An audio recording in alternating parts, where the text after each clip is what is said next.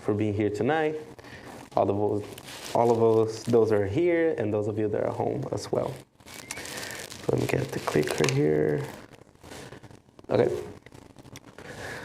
So the talk tonight that I brought to us is a little bit different than I usually present. I usually go from something from the Spirit's book, but today I'm getting out a little bit of the Spiritist or spiritual literature to talk about how life goes on, how life continues on, and how the scientific community, like scientists, psychologists, neuroscientists, even physicists, counselors, they all find evidences that life goes on. And for that today, I'm going to use some empirical evidences for it. And I'm going to bring it from 3 different sources. With one of them, are actually cases suggestive of reincarnation by Ian Stevenson. He has a couple books of it from the University of Virginia. And other people talked about this book in here. It's really amazing. And there's also documentaries about some of the cases that you at home can research as well. The second evidence is near-death experiences. So NDEs, there are videos with testimony of several people about it. And this is a really interesting fact in there for NDEs, is that we got reports of it more and more after we learned how to do CPR, because that way we would technically bring people from death, like avoid them from dying, but they would die for a couple seconds or a couple minutes because their heart would stop beating and the brain would lose oxygen, would not get in contact with oxygen. So people would come back for those experiences, being able to see the other side. And the number of testimonies of near-death experiences increased exponentially after we learned how to use CPR. And the third one, which is the latest one that I saw that I found really impressive, are cases of people that are about to die, like they're terminal ills or of dying of age, and they start having deathbed visions, and how some nurses and some grief-linked counselors, they're able to notice and see a pattern that happens on those cases of people that are about to die. They're expecting them to die. And they see things from the other side as well. So I will start right now with empirical evidences, which is the scientific notion that we're going to use today. So what really is empirical evidence? So I use a dictionary for that one. That's an easy one. So I got the 2 words in there, definition of both of them. I switched the word a little bit. And we have the evidence. I will talk about that first. The evidence is an indication, it's a sign of it, that somebody witnessed it. So that's what an evidence is. And we're all familiar with that because we evidence things all the time. And in empirical evidence, the meaning of empirical, it's a observation by an experience. So relying on an experience or observation alone to get information on it. So for me, they both means like pretty much the same thing. Like if you can get them meaning the same thing. So in that way, we're really specific that we're noticing something by experiences. Okay? So that's what we're gonna use tonight on 3 evidences that life goes on. So the first one, like I said, I was going to talk about cases of reincarnation by Ian Stevenson. I brought a couple of them tonight, but I'll start with those 2. The first one, it's from Gopal Gupta, and he was a boy actually at that time, in India in 1956. And when he was 2 years old, at home, by the way, the pictures in there are not from him, it's from the next case. When he was at home, so if you're not familiar with Indian costume, I'm not much, but a little bit of research on it. They are separated by classes, the castas, and you have higher castas and lower castas, and so there's a hierarchy in their society. So he was born into a casta lower. That he's not the highest casta like at that time when he was 2 years old. So when he got visits of people that are the same casta as him, they offer food, like drinks, like we all do it. And then his father told him to collect the cups and the plates. And he threw a tantrum. It's like, I don't work for people of that casta, the lower casta. And it started acting out a lot on that. And that behavior continues. So that behavior in him, he thought that he was from a higher casta. So the father questioned him on those thoughts, on that idea, and explained to him. And the kid was able to reply later on in his life too, when he was older enough, after the 2 years old, that he remembered that he was from a different casta, and that he was killed by his brother. He remembered that he lended money, he got some money from his wife's business, and said the name of the company. He gave a bunch of facts, and the father thought that was just an imagination of the kid. But years later, he had to visit that same city that his kid told that he was from. And since he was there, he decided to just go around and try to find clues of that. And he was able to confirm all the information that his son told him years previous. And they actually even reunited the kid with the family, and he felt really comfortable in there. They felt some connection with the kid. But that's in there, for that, it is empirical evidence that life continues on, because how would a 2-year-old know details, especially the name of the company, the city that he never visited, and also at a young age. And now I have a second case too, so today it's gonna be a bunch of cases for us in here. I'm just presenting them. The second one, it's the case of James Langner, and I'm sorry if I butcher some of the names. So when he was a child as well, he used to do drawings and loved airplanes. And every time that he would draw something, he would sign this James the Third. And he talked about airplanes all the time, new details like from it. And one day he drew something in an airplane accident and told his mother that that's how he died. He died in an airplane accident. And so the mother was a little bit scared of it, didn't believe at that time, but he continued telling the story, and he also gave a lot of details about it. He said that he died in World War II, in a war. He didn't say specifically which war it was, but he died in a war against Japan. So because of that, they knew that was World War II, and they did research on that on the information that the child was giving, and there was actually a few years later there was a reunion of World War II pilots, and the father was able to confirm all the information that the kid gave as well. And actually, only one pilot died during that confront. And believe it or not, the name of the pilot was James Huston Jr. So that's why James III.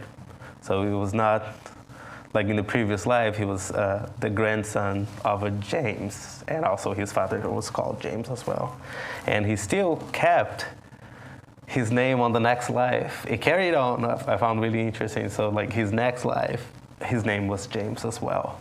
So I wonder if sometimes we choose our names or our parents actually choose it for us. I don't know.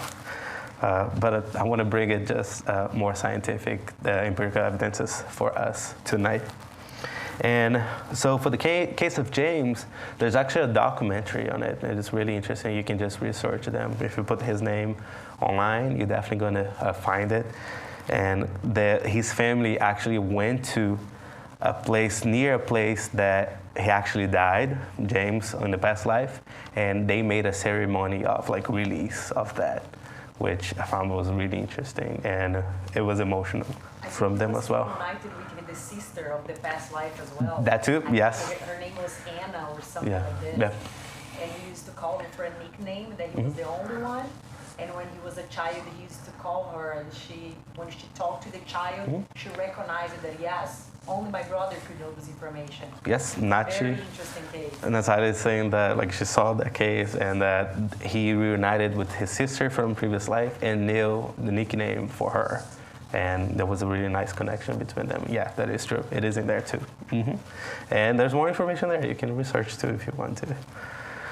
So more cases from the University of Virginia, which is the place that Ian Stephen worked and studied. And this one with pictures, that one thing that one point that they found in common in those cases of kids that remember their past life incarnation, it was the fact that they had a traumatizing death as well. Like in the two cases that we just saw before, one of them, he was killed by his brother, the second one in the airplane accident. So now here, those two pictures in there are of kids that were born with deformation of the hands. I'm gonna go quick on that one. But they claim that on previous life, the one that has the straight line cut in there, he cut his hand in a machine. That's why his fingers came out like straight like that, cut straightly. And the other one, he was murdered and the fingers were chopped off. So I'm sorry for the gore details, but that's one case in there. And the next evidence in there, it's also still in leaving scars from like bringing deformation or deformations from the past life. This child, he was shot in the head and claimed that he was shot in the head on the past life. So right at the location of the ear, so that's why he had deformation on his ears. So those are interesting facts and evidences of bringing over from past lives as well. Now, the second topic that I want to bring to us, it was the near-death experiences. And I'm doing a little bit of merchan for this channel because I really enjoyed them. It's called After All, What Are We? And it's a channel on YouTube where they record the testimony of several people that had near-death experiences. This is not the only channel that you can find online with this topic, but this is one that I really like because the team that does the investigation, one of them is a physicist, and the other one, it's a neurologist and neurosurgeon. So the questions that they ask are really interesting. And I know that they have a knowledge on science and all those questions that I don't, like a lot of people don't even think about to ask them. And the chain of thoughts that they have, I find really impressive. So I strongly recommend this channel. Most of the testimonies are in Portuguese, not all of them. But this channel, they actually translate and subtitle, caption all of their videos before they come out, like in English, Spanish, French, and there's other languages too, so anyone can watch it. So I brought some cases in there, and I want you all to pay attention to those stories that I brought forth, that it doesn't matter the age that we are. We can all have a NDE. It doesn't matter the gender or nationality or religion. So those are some of the aspects so it doesn't matter, it can happen with any one of us. one fact that is interesting. So it's a universal thing that can happen. And it doesn't matter if you're sick or your health. It does not matter that. It can happen in an accident, or you can be sick and go to a surgery, and all of that can happen with you. So I brought 4 cases in here. The first case is the one with Dr. Karen Casson. She's Canadian, and this happened with her in 1979 in Ontario, Canada. And so she's actually now an MD and a psychotherapist. Like she really invested in the study of those natures after she had her near-death experience. And she actually wrote a book called Farther Shores, that she relates her story and how it changed her life that day. And I'm gonna bring a little bit of the story. So what happened with her was she was with a patient going to a hospital. They had to fly the patient to a hospital. So she was in an airplane with the pilot, a nurse, and the patient. And they had to fly during a storm, snowstorm. And they had to do an emergency landing. And there was nothing for them to really land, like a solid for them, except a frozen lake. And unfortunately for them, that lake was one that had really strong tides, so it doesn't freeze as much as a normal lake would do. And the airplane actually started sinking. It broke up the ice and they started sinking. And unfortunately, they were not able to take out the patient. They tried to take her bed out of it, but it did not work. And the nurse, the pilot, and Dr. Karen, they're able to get out of the airplane. The nurse actually, she did not know how to swim, so the pilot helped her get on top of a fallen tree. And they actually, for a moment, they thought that the nurse had died because she was just frozen still in there, literally. And they had to swim in the frozen water. And because she knew about drowning as a doctor, she also knew that in case of drowning, you should not try to get to the shore because it's usually farther than you think it is, because that's the way that you would think. I go to the shore because I know for sure I can get out of the situation. But they still have some frozen ice in there, so they couldn't get to there. So she tried to get to the ice. The ice kept breaking with her, and she heard a voice inside her mind, "Go to the shore, swim to the shore." And she's like, "That doesn't make sense. Like, I know it's it's farthest place. I gotta try here." So she refused to listen to that and continue to go to the ice, the frozen water in there. And it kept breaking with her. She couldn't get out. So then she decided finally to listen to that voice, which she felt was peaceful for her. She felt peace and calm, from that voice. And while she was swimming to the shore, for a moment, she felt taken out of her body to above. And she saw that her body down there in the lake continued to swim, fighting for her life. And actually, she saw her spitting water, that body. She recognized her body. And she felt so calm at that moment, just watching it. She knew it was a dramatic situation, but she felt calm. And everything was okay. And then she's back to the body again. She's fighting to get to the shore. She finally gets to the shore. The pilot is able to get there as well. However, they're still not out of danger because the storm is out there. And they didn't know how they would be able to get out of there. So suddenly, a couple minutes later, they saw a helicopter that was able to rescue them and rescue the 3 of them and took them to the hospital. And during her ride to the hospital and in the hospital, she was actually outside her body watching the whole scene.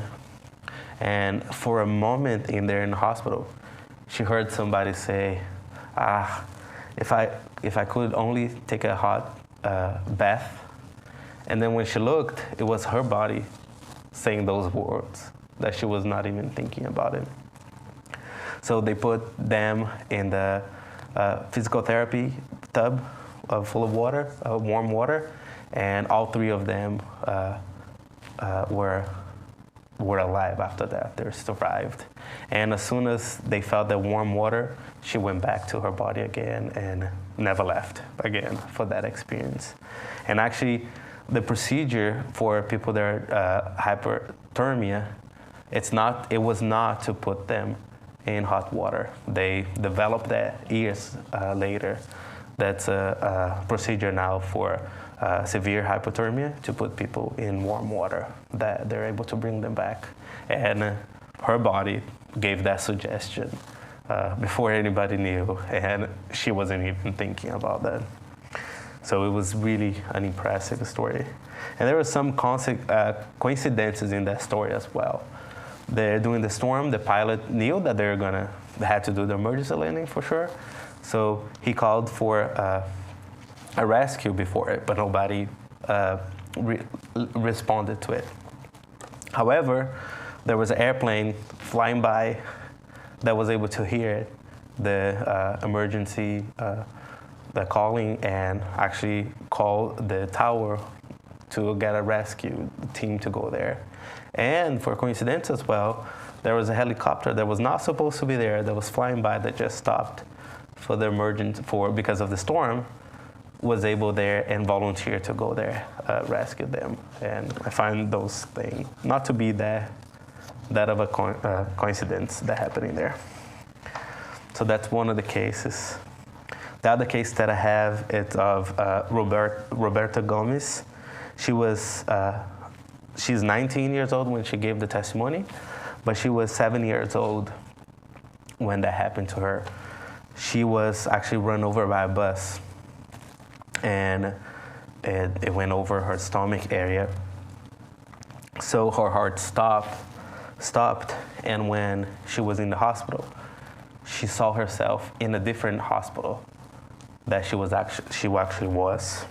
And she knew that she was away elsewhere during their experience, but she didn't know anyone in there.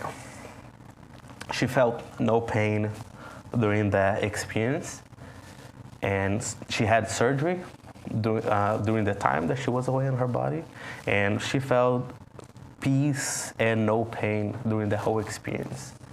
But then later on, when she got a couple of days later, she knew about the situation that was happening to her, 7 years old, but can still understand it. And she felt anger towards the situation, like, why did it happen to her? And she ended up getting into a coma. And during the coma, she had another near-death experience. But during that near-death experience, she felt pain, a lot of pain in that situation. So it makes me wonder, in there are two different NDEs, the state of mind that we are. So in one state of mind, she was okay. She didn't know what was happening to her, but she was okay, and she felt peace. But the other one, she was angry, feeling anger inside of her, and she ended up having a painful near-death experience. Next two cases that I brought to us tonight. The first case is of Dr. Lauro. He's I practice this word. The one that does the anesthesia in the surgery, anesthesiologist. Okay, I practiced this word, but of course it wouldn't come out. He's an anesthesiologist, so he studied that, and he ended up having two near-death experiences. He had a stroke, and he knew that he was about to have a stroke, so he actually coordinated with some doctor friends of him to get a procedure for him, and he ended up having a near-death experience. And during that near-death experience, he knew that he was not dreaming, just like in that case before. And for him, he was Catholic at that time, but not religious. But he turned religious after that experience. And he has in this video of his testimony and the questioning from the reporters in there, he talks about, I found really interesting, that all the arguments the science has, that, when you have a near-death experience, it lacks oxygen in your brain and creates illusion. Some chemicals in your brain will make you hallucinate as well. But he, as an anesthesiologist, and seeing how people behave under anesthesia, for him, it was a completely different case. And he's not the only one that believes in that as well. And he comments some stuff that I'll relate to that later on, that during his near-death experience, he believed that doctors have somebody that guide them, because the amount of information that they have and to handle the situation. Even for him as an anesthesiologist, he felt that he always had a guide. And this experience for him make the belief on him stronger. And the other case that I have, it's from Maria Menegresso. She's 66 years old. When that happened to her, she was actually feeling depressed and ended up having an accident. She fell and actually ended up going in a coma. And in that coma, she saw her husband, the deceased husband.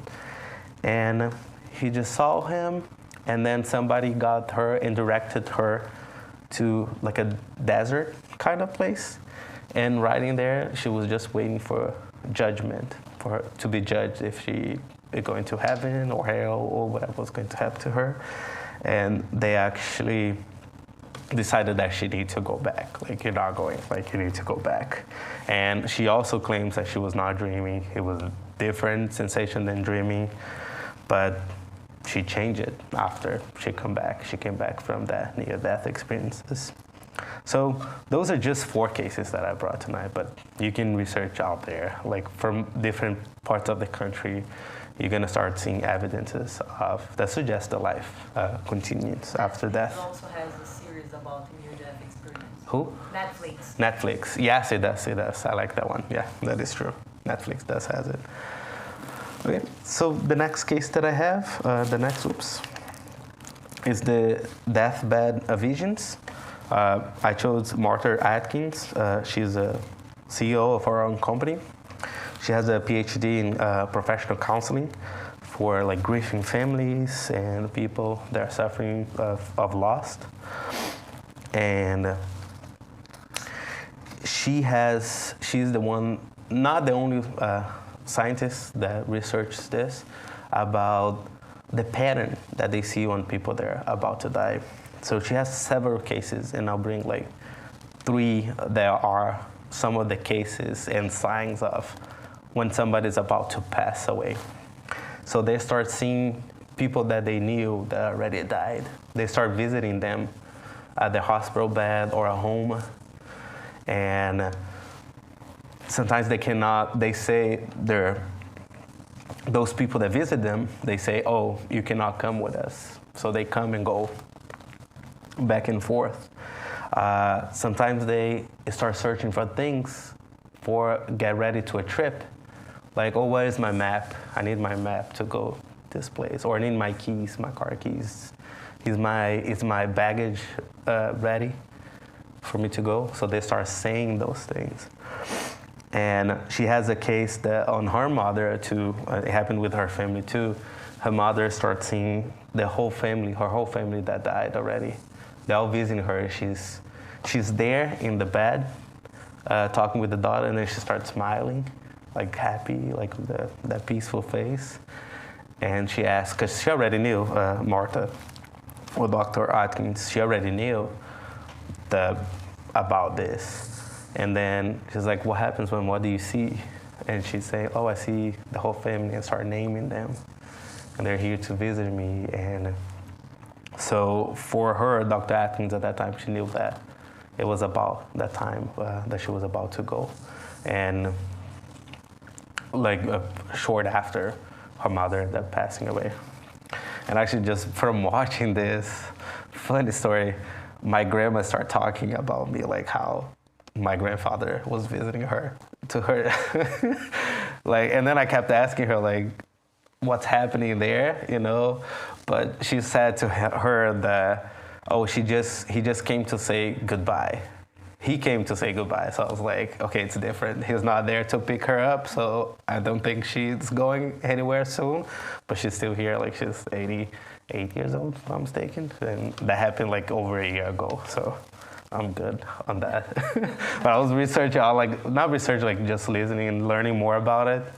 And those things started happening. I was watching for those signs. But I found really interesting. So this bad side, again, the deathbed visions, it was something totally new for me, like for over a year. And there are several researchers that actually do that. They recognize those signs. They use those signs to help family to feel better and let it go. It's a natural thing that's going to happen for all of us. We're all going to die.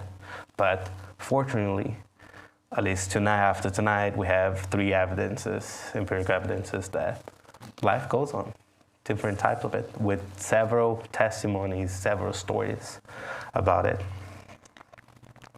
And since we are in the Spiritist Center, I'll just compare it to some of the literature that we have, and some of them I presented too. So my favorite ones are Allan Kardec's books, and the Spiritist Review, and also Andrea Luiz's collection, Life in the Spiritual World. And actually the last book of the series, it's called And Life Goes On, which is really interesting. It was one book that for me was weird to read, but I'll get you to read and to get the feelings when you read it, so I'm not gonna spoil anything. But I'll do spoil some of the other stories. So for example, when we have in the cases of reincarnation where people remember their past life in reincarnation on things, there are those traumatic stories that happen with them. In the book, the 3rd book, Missionary of Lights, of the Andrea Luiz series, we have a case in there of reincarnation where in previous life, the father that is already incarnated, that is receiving his son, the father was actually killed by what it's supposed to be his new son. And the new son, it's afraid to reincarnate because he failed before. And also the father was afraid to have a child because he was about to receive like his not friend, enemy of previous life, but they made up in the spiritual world in there. So in there could be a case that could happen. We have a traumatic evidence, and the father is incarnated, but he has feelings of like, don't want to receive this child. So it could be a case that they could remember it. And also how strong the traumatic events in whatever part of our life, it stays with us if we don't change the meaning of it. For example, the other example is that we have for Roberto and Maria Angela, their state of mind during the time that they had the near-death experience. If you're in a state of mind of aggression or anger, depression, not being happy, you could get a not pleasant near-death experience. But if you're in a state of mind, calm or relieved, you get a peaceful experience. You could get a peaceful experience. And one big example is Andrea Luiz. Andrea Luiz, right after he incarnated, he has this not so nice experience, umbral, afterlife, where he is being tormented by people calling him suicidal, and also he's suffering in there because his state of mind when he died. We also have the Dr. Lauro that talked about the doctors having a guide in Andrea Luiz in the realms of mediumship. He tells us that the doctors do have mentors and the nurses as well that will guide them, that will help them during the crisis and during the whole time they're performing the medical duties, and how they're really important in their life. So we can find a connection in there and an explanation in our spiritualist books. For example, the book Heaven and Hell from Allan Kardec, the second part of it, it's full of psychographies of people that died, and they talk about how it is for them on the other side. And in there, it's divided by the type of life they had, if they were hankers people, or if they're not good people to others, those that are good to others, how the experience was different. People that committed suicide, people that had traumatic death, like they will have different experiences. And in there as well, we have some information about that. And so that's pretty much it. Like, if anybody has any comment or anything that they want to say, I'll give you guys back. No? Okay. So this is what I brought tonight. I hope you guys enjoyed this couple of minutes here with me. And thank you so much, and I'll see you next time.